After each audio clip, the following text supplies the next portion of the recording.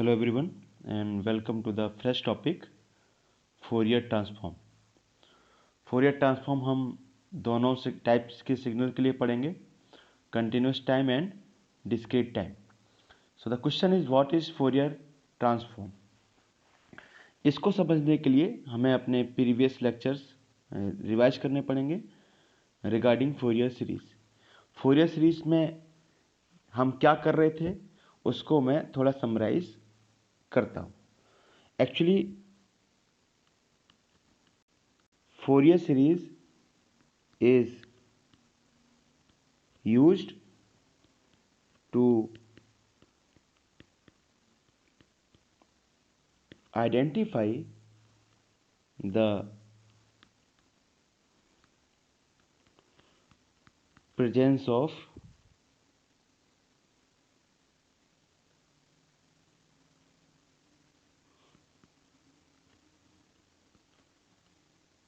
other frequencies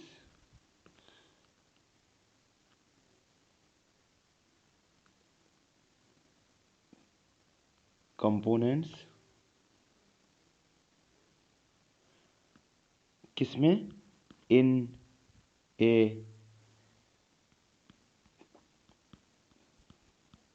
periodic signal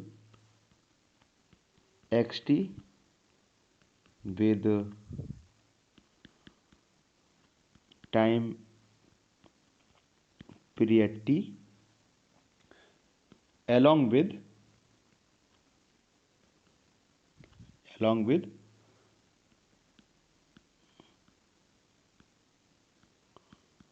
fundamental frequency component।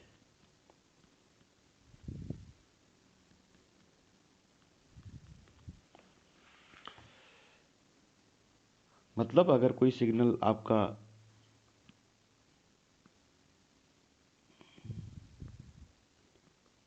ये एक periodic signal है,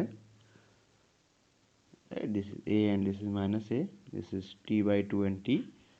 सो इस सिग्नल से अगर आप नॉर्मली अगर कोई आपसे पूछे कि इसका टाइम पीरियड कितना है या इसमें कितने कौन सी फ्रिक्वेंसी है, देन पीपल जिसने फोरियर सीरीज नहीं पढ़ा है तो he will tell that omega is equal to 2 pi by T. तो इसमें इतनी फ्रिक्वेंसी प्रेजेंट है, बट एक्चुअली इसमें बहुत सारी फ्रिक्वेंसीज हैं जो हमें फोरियर सीरीज पढ़ने के बाद पता चला। सो जो फ्रिक्वेंसी आप सामने देख पाते हैं that is known as fundamental frequency, right. This is fundamental frequency। So radian per omega naught in radian per second and f naught is hertz। So the special thing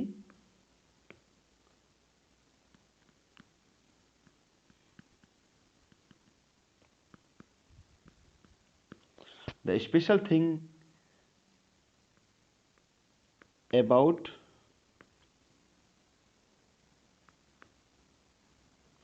these frequencies present in signal other than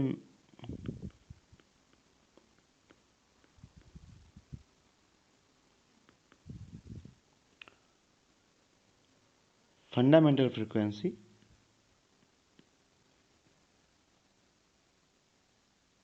which is omega naught is that what is that special thing, that these frequencies are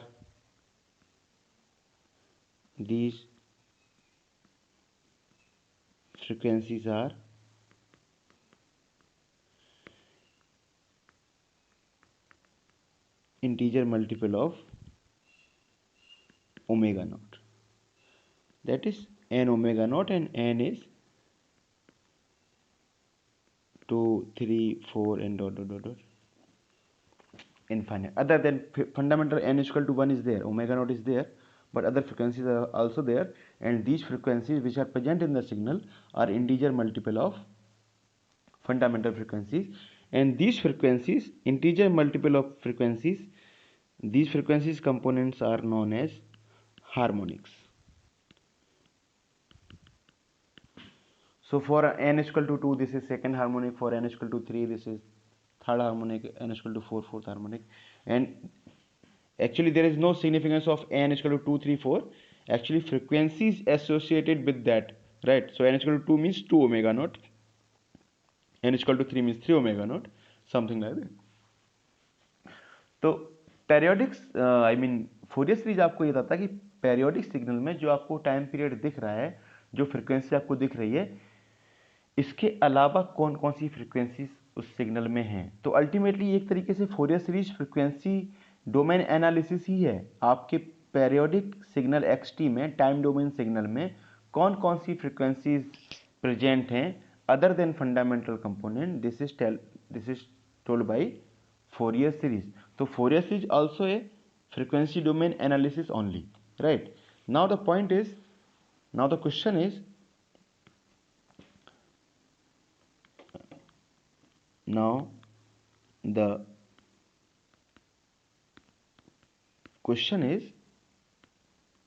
if signal xt is aperiodic,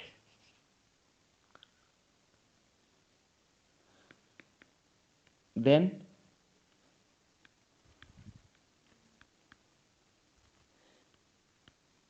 is there any way to find out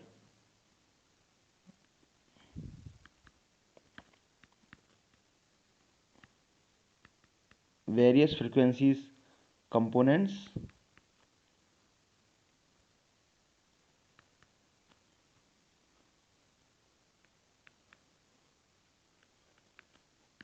present in signal xt, which is aperiodic?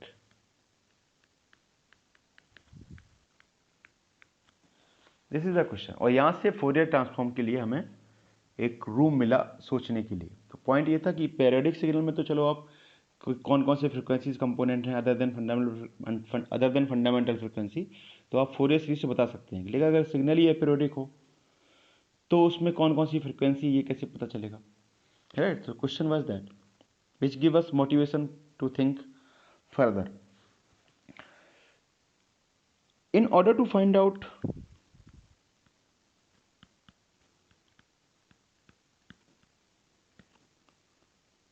the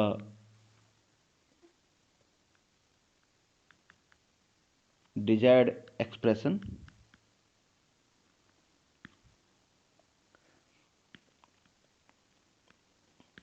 we will start from Fourier series, right? And which type of Fourier series? We will start from EFS, exponential Fourier series.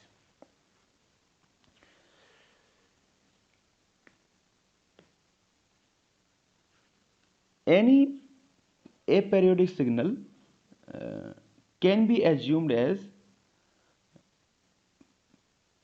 periodic signal with time period infinite. अगर कोई बोले कि aperiodic signal क्या है, तो aperiodic signal को हम बोल सकते हैं एक periodic signal है जो जिसका टाइम पीरियड इनफाइनाइट है। मैं स्टेटमेंट लिख देता हूं, N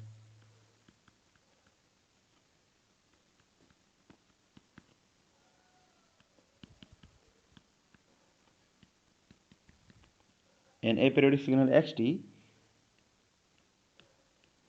can be assumed as periodic with time period t, and with time period t which is equal to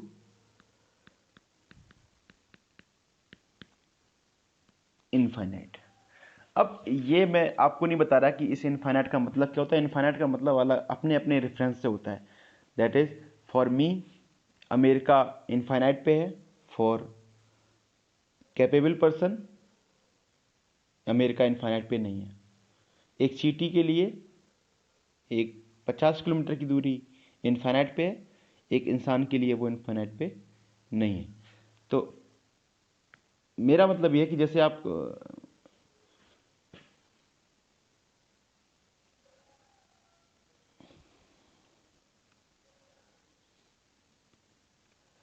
ये सिग्नल है,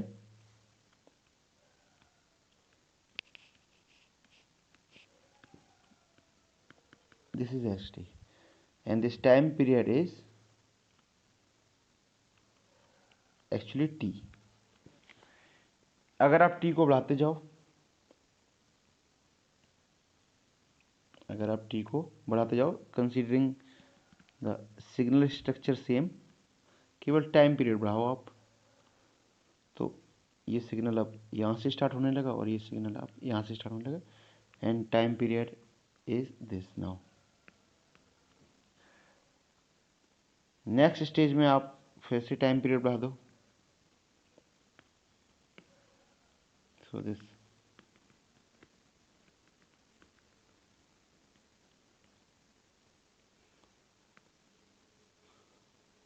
इट इज नॉट देयर।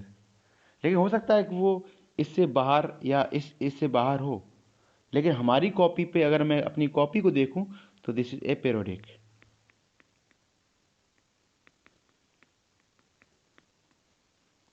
तो मेरे से अगर बोल रहे कोई कि व्हाट इज इन्फिनिटी, तो infinity is something beyond your capability, something which you can't see, right, बहुत दूर, आपकी लिमिट से दूर। तो सबका इन्फाइनाइट अपना अलग अलग होता है। तो मेरा पॉइंट समझ कि कोई भी पेरियोडिक सिग्नल है, अगर आप टाइम पीरियड बढ़ाते जाते हैं बढ़ाते जाते हैं बढ़ाते जाते हैं, तो अगर इट टेंड्स टू इन्फाइनाइट, तो it becomes actually becomes a periodic. So अभी मैं एक्सप्रेशन के लिए डिराइव करता हूँ फार्मूला। तो अगर EFS से आप देखो, एक्सपोनेंशियल फोरियर सीरीज से देखो अगर आप, तो statement was xt equal to minus infinite to infinite Cn e की power jn omega naught t, and where Cn is given as 1 upon t minus t by 2 to t by 2 xt e की power minus jn omega naught t dt।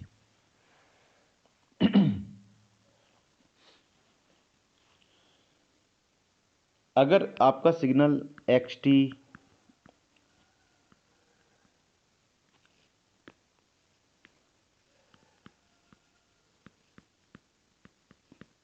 Periodic है with time period tends to infinite,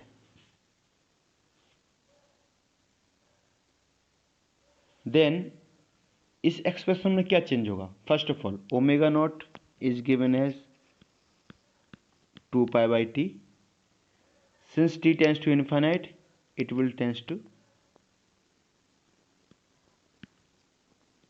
0। 0 means बहुत कम।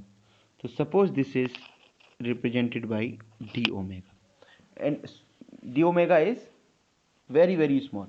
अच्छा, ये limit जो आपने यहाँ पे लगाई है इसका, ये this is n equal to minus infinite to plus infinite and it is integer value, right. So minus infinite to infinite integer value 1 2 3 4। सो मेरा पॉइंट ये कि अगर time period tends to infinite, omega tends to 0 which is very small D omega, तो if you multiplying, I mean this n omega naught becomes n d omega, since d omega is very very small, n is integer number। तो अगर आप n omega naught को n को अगर आप minus infinite से infinite vary करें, n को माइनस इन्फाइनाइट से लेके इन्फाइनाइट तक वेरी करें और n ओमेगा नॉट के डॉट्स बनाएं,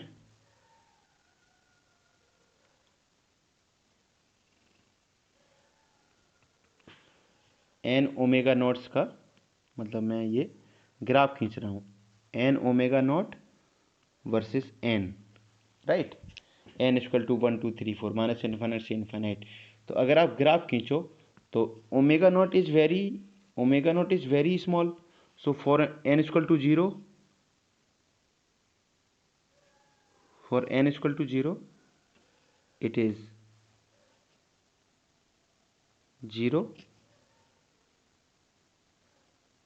for n equal to 1 this is d omega, very small, then d omega, then d omega, then d omega, so it becomes a continuous line, whatever you say,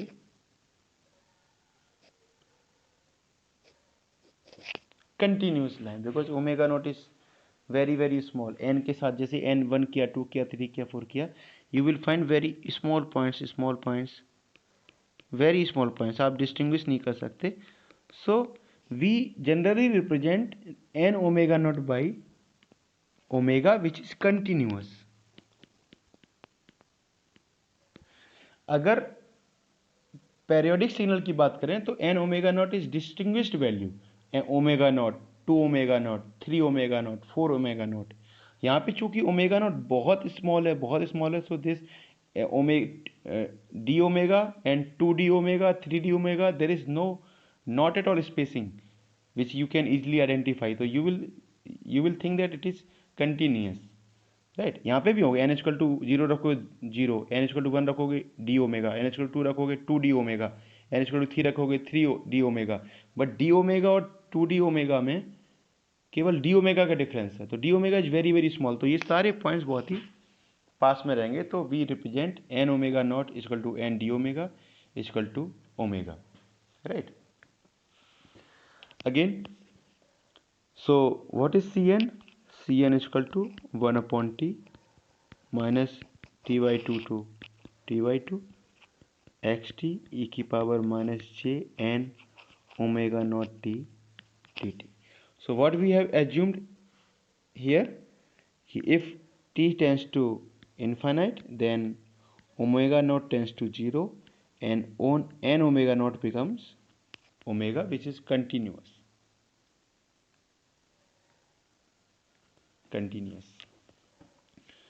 अगर मैं ये सी N T में इधर ले आऊँ C N T, तो it becomes minus T by two X T E की power minus J N omega not T D T. अगर आप ये वैल्यू जो हमने एज्यूम करी है, हम अगर इसमें पुट करें तो C N T becomes minus infinite to infinite X T E की power minus J N omega not, sorry, N omega not is actually omega not, so minus J omega T D T. This CNT is known as capital X omega. So capital X omega is equal to minus infinite to infinite xt e की power minus j omega t dt. And this expression, this capital X omega is also known as Cn into t. This is known as Fourier transform of xt, denoted by capital X omega, and omega is continuous because t tends to infinite, right। अगर ये value आप यहाँ put कर दें, X T equal to minus infinite to infinite C N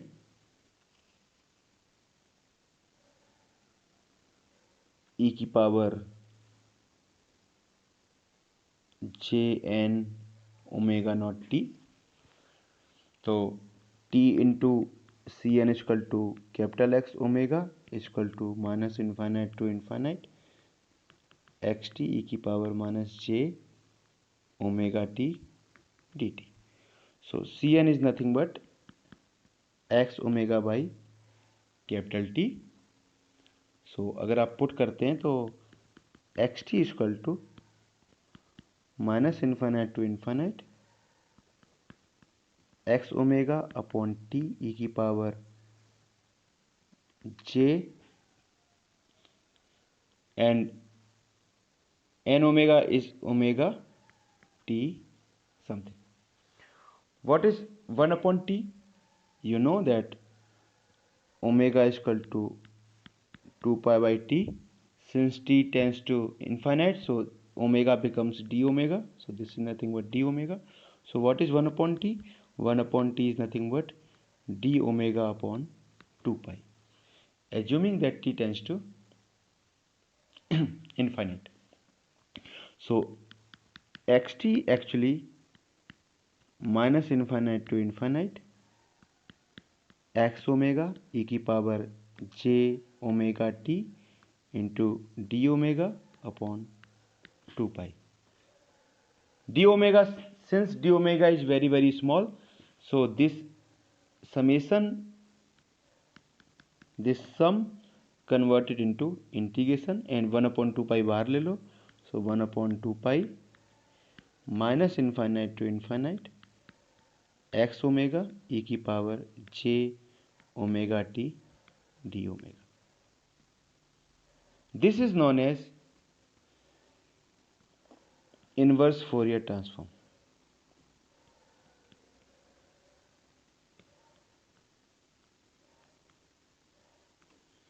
क्यों inverse? Because the inside this is Fourier transform.